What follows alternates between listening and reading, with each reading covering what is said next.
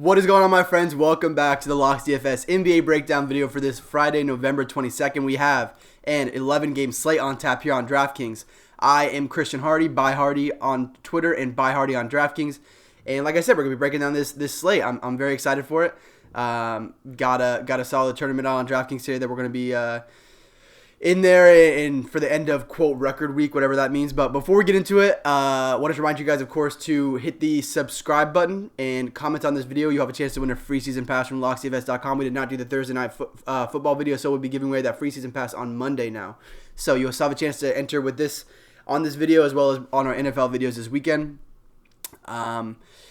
Just check us out. You know, locksdfs.com, and you have if you leave that comment, you have a chance to win that free season pass from LocksDFS.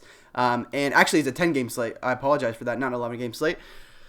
DraftKings really fixed their pricing today. It makes everything a lot tougher, so we'll go ahead and get into it. Let's start with some injuries where the Warriors still have 8 guys that are going to be active: D'Angelo Russell, Damian Lee, Draymond Green. As far as I know, they have not brought anyone else up.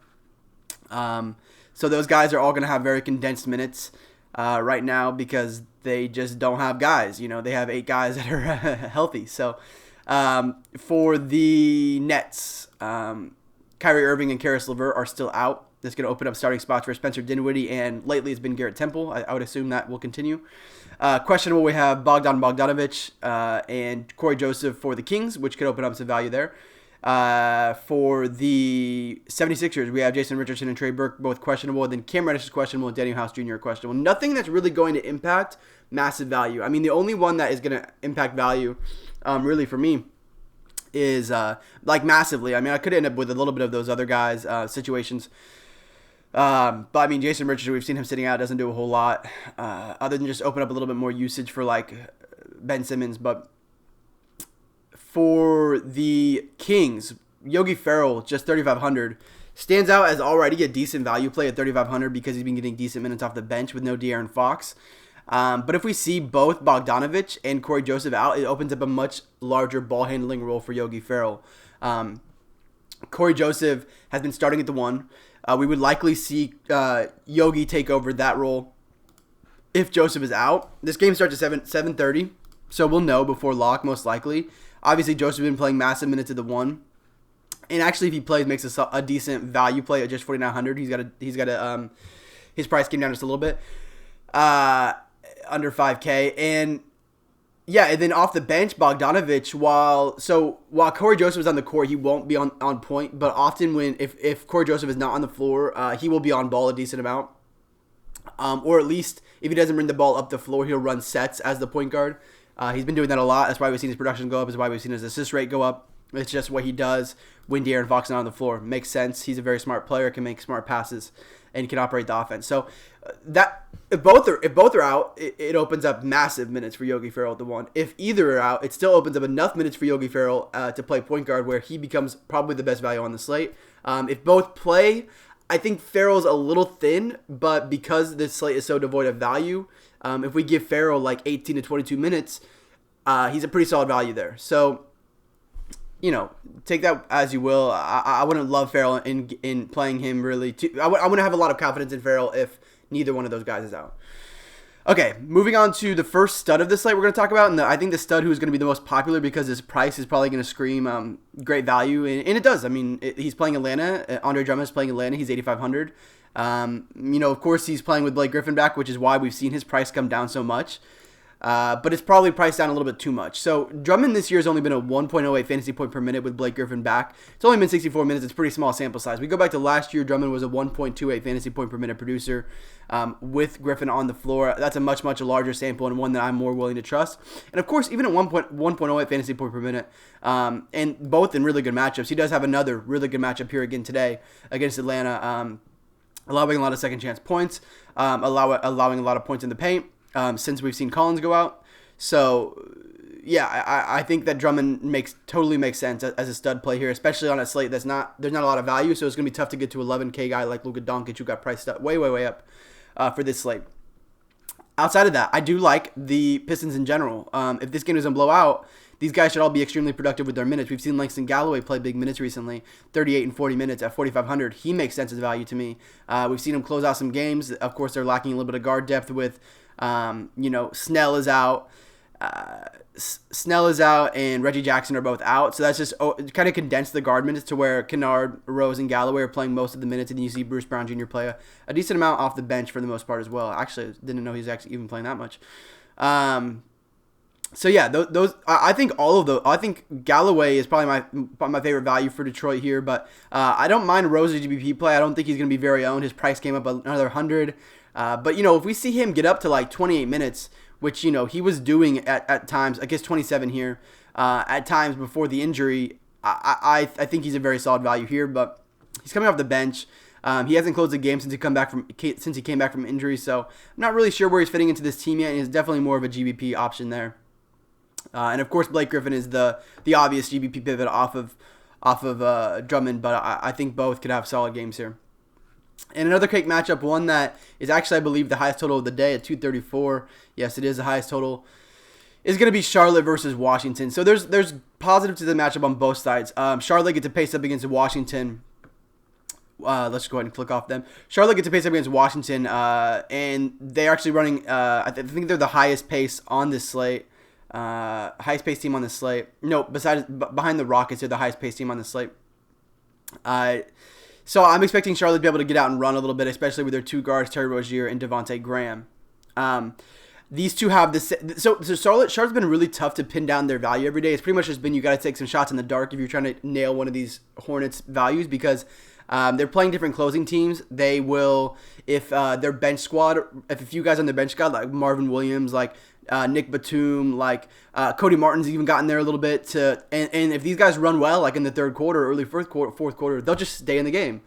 It's happened a lot this year, even in close games. So that's actually a big reason why Devontae Graham has had such a great year because their coach is so willing to allow the players who are excelling to stay in the game late. So that's been a real issue trying to pin down this Charlotte value. And even with these starters, like because these other guys would come off the bench, like PJ Washington only played 12 minutes last game, 17 minutes the game before. That was a blowout, but 19 minutes in this game against Denver. It's just because in these games, they don't want him on the floor at the end of the game. That's really all that happens there. PJ Washington also, last game, got in foul trouble. Definitely worth noting. 5 fouls in 12 minutes, that's not going to cut it.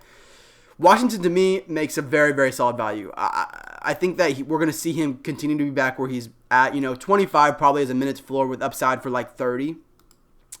Obviously, there's a lot of guys here that could take minutes from him, but I think he makes a lot of sense in this matchup. Washington, terrible in the paint. They're allowing 50.3 points in the paint per game. Up in pace, lots of opportunities for PJ Washington to grab rebounds. Zeller's probably going to project a little bit better. Of course, he's 4,900, and I think the same thing. I think we're going to see his minutes be around 25 in general. Last game, again, he got in foul trouble. I think it was mostly in the third quarter, if I remember correctly. But he got in foul trouble as well. I think both these guys make for very solid values. But really, if you're targeting Charlotte, the safest places to go are going to be Devontae Graham and Terry Rozier. Rozier, at that price especially, has a very solid floor in this matchup, in my opinion. Going over to the Wizards side, a lot of these prices stand out to me. Bertans is pretty expensive, after his 2 solid games. He is taking minutes from Rui Hachimura, who hasn't been playing as much. I guess he has been playing solid minutes, but he's not playing these big minutes that we can see occasionally because Davis Bertans is heavily in the rotation. Still, I don't mind the price on Hachimura. This is the best rebounding matchup in the league. It's the best points in the paint matchup in the league. To this point, so Hachimura makes sense to me. Thomas Bryant is always a little bit too expensive, but he's always going to be a solid GBP play because of his upside. Just not someone that you could even really consider in cash today, even with the great matchup. This is still a very far pace down for the Wizards. So for the Nets, I talked about those two guys being out. Jared Allen is going to play. He's probable. He's available. Dinwiddie is still a little bit too cheap here. He over 30% assist rate, over 30% usage rate. Going to play 35 minutes probably because they lack a lot of depth. Can play the 1, can play the 2. I think he's still a little bit too cheap. Sacramento has been pretty far paced down, especially now without De'Aaron Fox. They've been very paced down. But this price is still a little bit too low for me with those rates. We talked about last time on the video, Taurean Prince, when he's that cheap, you got to take a shot, and it definitely came through. Didn't have enough. I only had like a little tiny bit. I was like a little bit over the field on him. Didn't really take a full stand on him in that game, but he's back up to where he should be now. Only other guy I really want to talk about for Brooklyn is Garrett Temple, who's been starting and playing big minutes. Just because this is a slate that's pretty devoid of value in general, I wouldn't look at Garrett Temple at this price and say, oh yeah, this is a guy I want to play. But because we're seeing a guy at 4.4K projected for about 30 to 32 minutes starting, so we know he's going to get some. We know he's going to get those minutes. I think he makes a lot of sense in this game. I think he's a very solid value. I think he can get you to 20 with upside of like 30 potentially if he shoots the ball a little bit more. He's gonna get you some peripherals with assists and rebounds, possibly some defensive stats as well. So he makes a good amount of sense to me as a value, but not someone that's like smash or anything like that. Just in terms of this slate, it's so tough. DraftKings made the pricing so tough. And then last, we got to talk about Golden State because they've got 8 guys active. They have not activated anyone else, so we just have these 8. If we pull up the popcorn machine for the last game, here it is. So we see these 3 bench guys get a lot of run here in the fourth quarter. In general, I think we're going to see the starting 5 get more minutes. We haven't seen Willie Cauley-Stein really extend his minutes, but I think that's a potential here, and I think he's going to be relatively popular because of that. However, Marquise Chris has been playing very well off the bench, and I think that the minute that Cauley-Stein struggles or anything like that, they are going to be more than happy to turn it over to Chris. The issue with Chris, he is a little bit cheaper than Cauley-Stein, and he played similar minutes last game, but he is only playing for the most part, I think almost entirely just the 5 minutes. So you see the stint here, actually, now that I'm looking at this closely, he actually played the 4 because Cauley-Stein's still in. He played the 4. So maybe he can play some minutes at the 4. They just haven't shown a very willingness to do that too much. So I think that limits his upside a little bit, and he is priced up on DraftKings. My favorite options for Golden State, I like Pascal as a GPP play because I know this guy's going to be on the floor for big minutes. But it's not a great matchup, and it's definitely just a GPP play and someone that's not going to project great. Alec Burks is probably my favorite option on the team at 5.7K. Once again, he got priced up again, and so it's a little bit more of a upside cap type of play. But I feel like I say that for pretty much every single play this video because all the prices became tighter and tighter. So Burks at 5,700 is going to be a guy who is going to be on ball a decent amount because the only other point guard on the team is Kai Bowman. So Burks will be on ball a decent amount. He will put up some shots. He'll grab some rebounds. He'll grab some assists. Makes some sense. Kai Bowman, I don't hate him either. 32 minutes last game, started at point guard. He makes some sense. And then, like I said, Chris off the bench. If we see him play more 4 minutes, played 27 minutes last game, obviously a lot of that coming in the fourth quarter. So don't know if you would really want to trust that 27 number. I think he's going to be more around this number, 21, 22, somewhere in there. Yeah, so that's pretty much going to wrap it up for me. Really, any of these Warriors you can take shots on because their minutes are so condensed and, I mean, honestly, Pascal probably the worst point per dollar wise on this team. So it is a tough matchup. And then on the other side, if you want to run it back, Rudy Gobert makes the most sense. But all these guys are just perpetually tough to get to with their prices. But this is the matchup where you want to play Utah guys. Would be a little bit worried about a blowout because they will pull their guys for sure in a blowout. But Gobert definitely has upside here in this matchup in a very, very cake rebounding matchup. And then real quick, I feel like I'm running on this video. It is a 10-game slate, so I guess there was a decent amount to talk about. But pay-up option-wise is actually pretty tough. I'm not sure if I'm going to have the value to pay up for Luka Doncic, but he would be my preferred option up here. It's just going to depend on if value opens up. Obviously, I already talked about Drummond, who should be the chalkiest value play. Talked about Dinwiddie, who or value. I meant to say stud play. Dinwiddie's in here. Joel Embiid is relatively cheap but has a tough matchup. He's not a terrible play. But my favorite guy that I'm thinking about right now is actually Paul George. We are seeing Kawhi back, and I think that's going to keep the ownership on Paul George a little bit suppressed.